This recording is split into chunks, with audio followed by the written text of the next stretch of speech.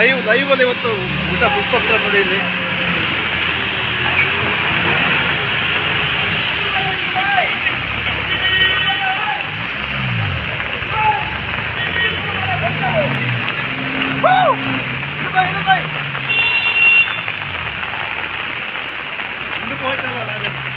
Jam ಆಗ್ತಾರ ಎಲ್ಲ ಮಣ್ಣು ಬಂದ ರಸ್ತೆ ಪೂರ್ತಿ ಕೂತ್ಕೊಂತೀವಿ.